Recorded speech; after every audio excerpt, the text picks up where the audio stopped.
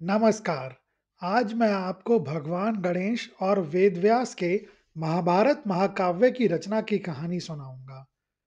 प्राचीन काल में वेदव्यास, जिनका की असली नाम कृष्ण देवपायन था, भारतीय साहित्य और दर्शन के सबसे महान ऋषियों में से एक थे। उनका नाम वेदव्यास इसीलिए पड़ा क्योंकि उन्होंने वैदिक ज्ञान को चार वेदों ऋग्वेद, यजुर्वेद, सामवेद और अथर्ववेद में व्यवस्थित किया था। उन्होंने 18 पुराणों की भी रचना की थी, जिनमें देवताओं, ब्रह्मांड विज्ञान और प्राचीन इतिहास का वर्णन है।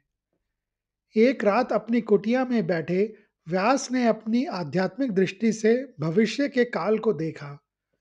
उन्होंने देखा कि आने वाले युगों में मनुष्य का विवेक कमजोर पड़ जाएगा। लोग वेदों की जटिल भाषा और गूढ़ सिद्धांतों को नहीं समझ पाएंगे। उन्होंने महसूस किया, वेदों का यह विशाल ज्ञान केवल कुछ विद्वानों तक ही सीमित रह जाएगा और आम जनता धर्म, सत्य और कर्तव्य के मार्ग से भटक जाएगी। उन्हें लगा कि यदि उनके पास कोई ऐसा आसान माध्यम नहीं होगा जो हर व्यक्ति को धर्म से जोड़ सके, तो उनका सारा ज्ञान व्यर्थ हो जाएगा। इसी चिंता में लीन रहते हुए व्यास ने मन में एक नया महाकाव्य जन्म लेने लगा। यह कोई साधारण रचना नहीं थी। यह समस्त ज्ञान, इतिहास, नीति और धर्म का सार थी। एक ऐसी कहानी जिसमें युद्ध, प्रेम, छल और बलिदान के माध्यम से जीवन का प्रत्येक पहलू समझाया गया था। व्यास ने अपने मन में इस रचना को महाभारत नाम दिया, जिसे बाद में पंचम वेद भी कहा गया। जब व्यास ने मानसिक रूप से इस महाकाव्य की विशालता को मापा, तो वह स्वयं चकित रह गए। यह 1 लाख श्लोकों से भी अधिक था। उन्होंने सोचा, मेरे मस्तिष्क में श्लोकों का यह प्रवाह एक विशाल नदी के समान है। यदि मैं इसे स्वयं लिखना शुरू करूंगा, तो मेरी गति इस प्रवाह को रोक देगी। यदि मैं रुक गया, तो ये अनमोल विचार और श्लोक मेरे मन से उसी प्रकार विलुप्त हो जाएंगे जैसे बादलों से पानी। और इस त्रुटिहीन महाकाव्य को लिखने के लिए मुझे एक ऐसे लेखक की जरूरत है जो मेरी सोच की गति से लिख सके। व्यास ने कई मनुष्यों और शिष्यों के बारे में सोचा, लेकिन कोई भी उनकी विचारों की दिव्य गति का मुकाबला नहीं कर सकता था। उन्हें लगा कि कोई भी मनुष्य इतनी विशाल मात्रा में बिना थके और बिना गलती किए लिख ही नहीं सकता। अपनी इस विवशता और लेखन की आवश्यकता को लेकर व्यास ने समाधान के लिए सृष्टि के रचयिता भगवान ब्रह्मा का आवाहन किया। भगवान ब्रह्मा प्रकट हुए और व्यास की दुविधा को समझ गए।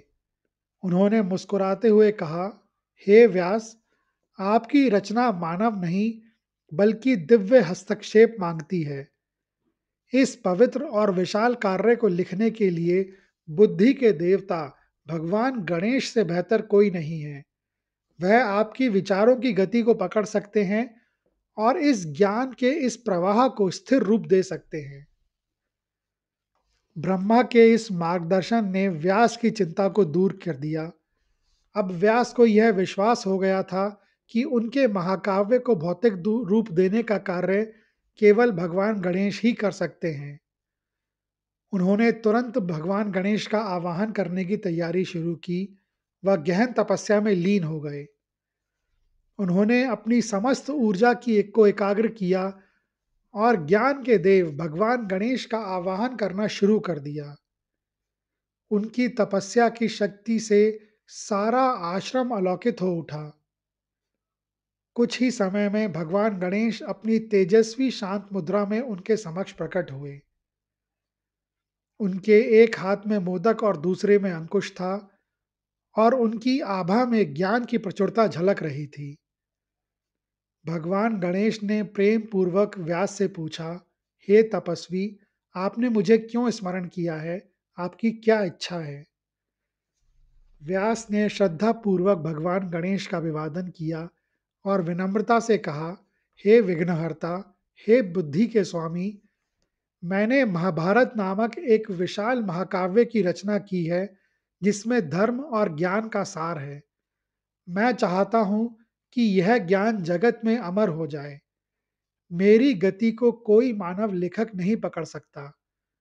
मैं आपसे विनम्र अनुरोध करता हूँ कि आप कृपा करके इस महाकाव्य के लेखक बने। गणेश ने शांत मुद्रा में व्यास की ओर देखा। उनके चेहरे पर एक हल्की मुस्कान थी।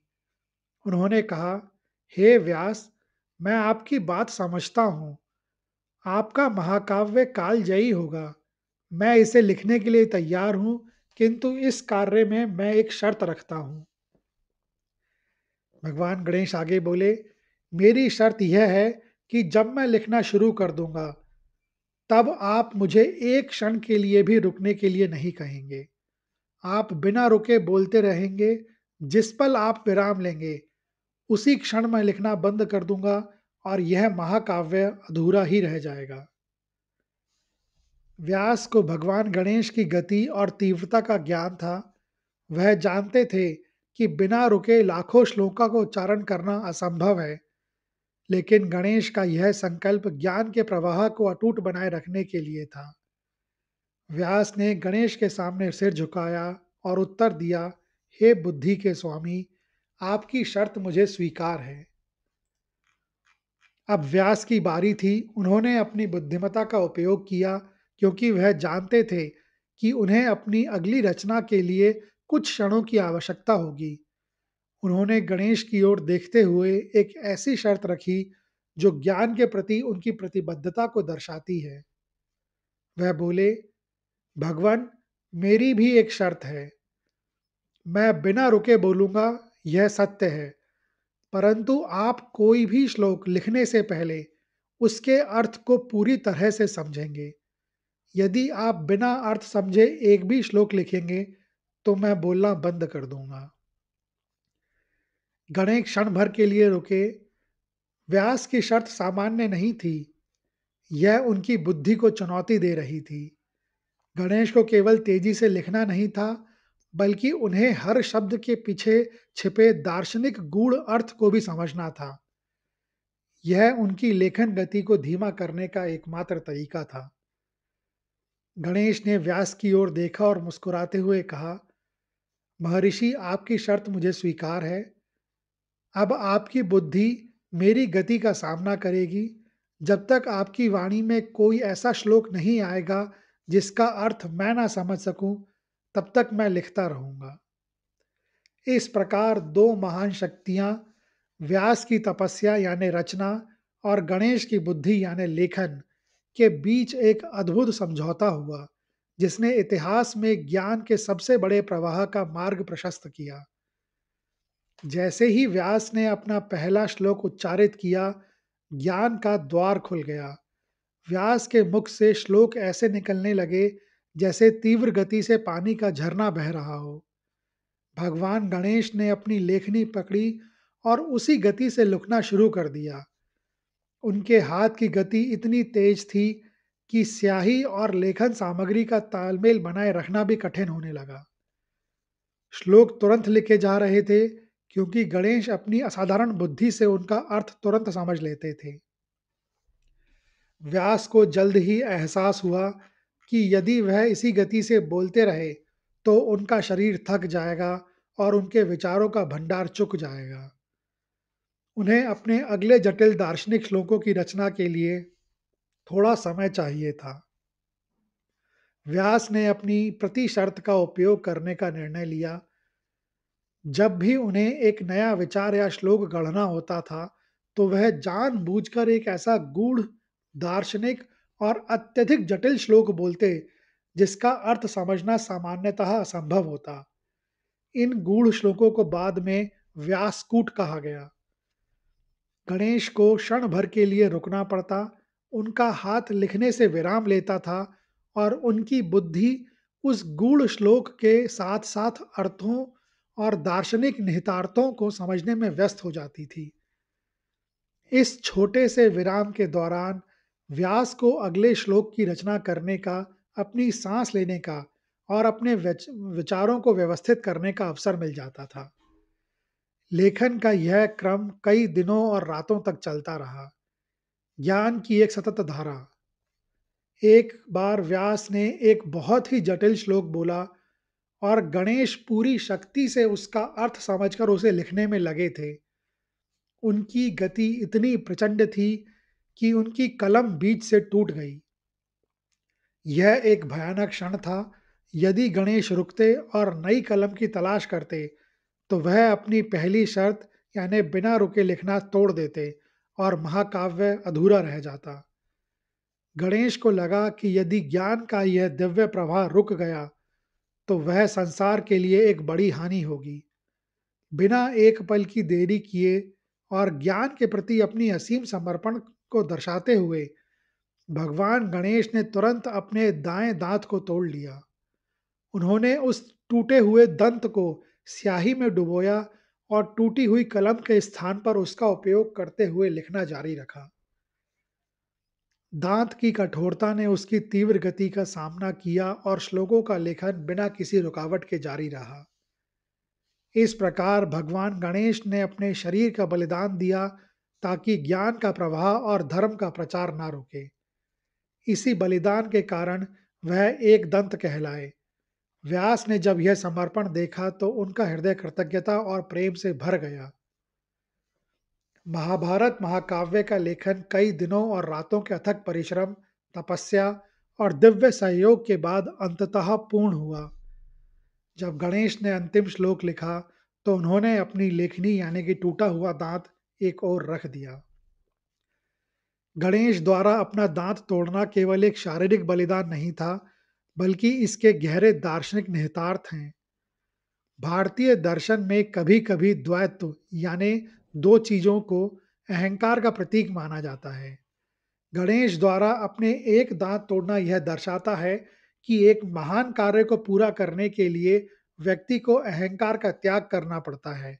केवल विनम्रता और समर्पण से ही सर्वोच्च ज्ञान यानी ब्रह्म ज्ञान प्राप्त किया जा सकता है। यह बलिदान इस बात का प्रमाण है कि ज्ञान का प्रवाह किसी भी भौतिक बाधा यानी जैसे कि टूटी कलम के कारण रुकना नहीं चाहिए। व्यक्तिगत हानि की चिंता किए बिना कार्य के प्रति पूर्ण प्रतिबद्धता होनी चाहिए। महाभारत को पंचम वेद कहा गया।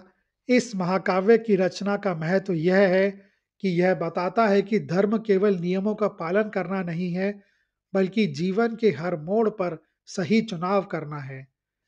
यह ग्रंथ मनुष्य को सिखाता है कि युद्ध, राजनीति और रिश्तों के बीच भी सत्य कैसे बरकरार रखा जाए।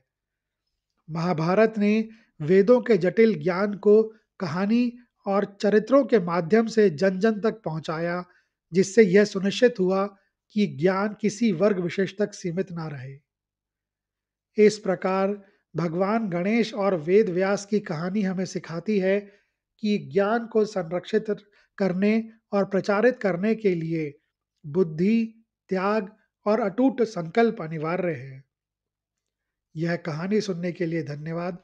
अगर आपको यह कहानी अच्छी लगी हो, तो कृपया इस वीडियो को ज़्यादा से ज़्यादा लोगों के साथ शेयर करें, लाइक करें और चैनल को सब्सक्राइब करें। कमेंट्स बॉक्स में लिखें, ओम गणेशाय नमः।